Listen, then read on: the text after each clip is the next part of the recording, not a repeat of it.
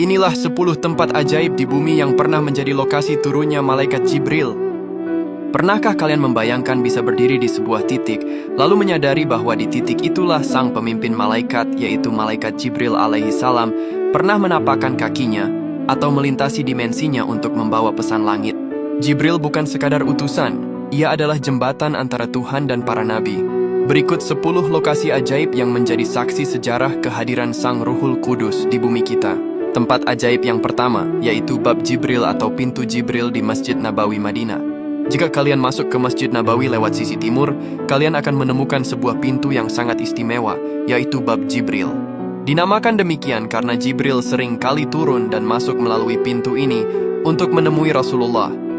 Bahkan dalam perang Khandaq, Jibril dikabarkan datang melalui pintu ini dengan menunggang kuda untuk menyampaikan perintah Allah kepada Nabi. Tempat ajaib yang kedua, yaitu Ka'bah di Makkah.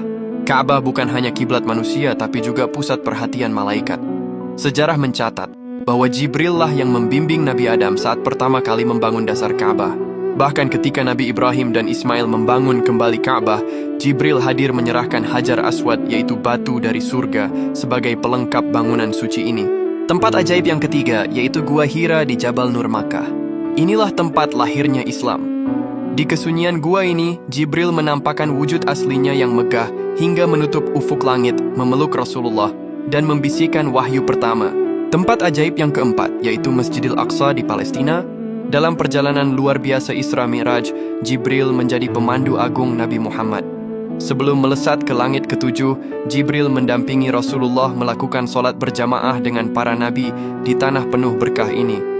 Palestina adalah tempat di mana Jibril paling sering turun menemui para nabi terdahulu. Tempat ajaib yang kelima, yaitu Sumur Zamzam di Mekah. Keajaiban air Zamzam adalah jejak fisik malaikat Jibril yang masih bisa kita nikmati hingga hari ini. Saat Siti Hajar berlari kelelahan mencari air, Jibril turun atas perintah Allah dan menghentakkan sayap atau tumitnya ke bumi. Dari hentakan itulah mata air abadi Zamzam memancar hingga detik ini. Tempat ajaib yang keenam, yaitu Lembah Badar. Di lembah ini, Jibril tidak turun sendirian.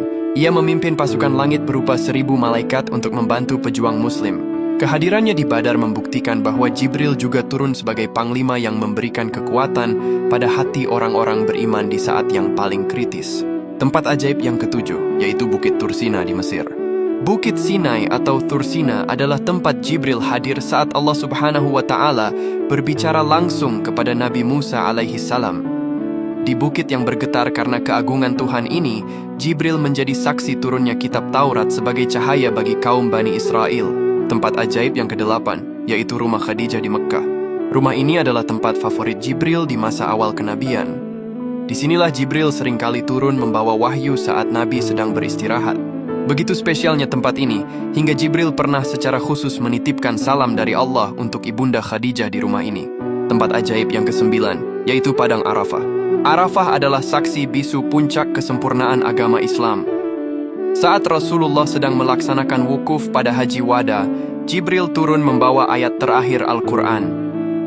Suasana Arafah kala itu dipenuhi haru karena Jibril mengisyaratkan bahwa tugas risalah di bumi telah usai. Dan adapun tempat ajaib yang ke-10, yaitu Sidratul Muntaha. Meski bukan di daratan bumi secara fisik, ini adalah titik tertinggi di mana Jibril mengantar Rasulullah. Ini adalah batas antara alam semesta dan singgasana Tuhan. Disinilah Jibril menunjukkan bahwa tugasnya adalah menghubungkan bumi yang fana dengan langit yang abadi. Tempat-tempat ajaib ini bukan sekadar destinasi wisata religi. Mereka adalah pengingat bahwa bumi kita pernah disentuh oleh kesucian cahaya langit. Saat kita mengunjungi atau sekadar mengingat tempat-tempat ini, kita seolah sedang menyambungkan kembali tali spiritual kita dengan Sang Pencipta melalui jejak Sang Pembawa pesan, yaitu Jibril alaihi salam. Allahumma salli ala Sayyidina Muhammad.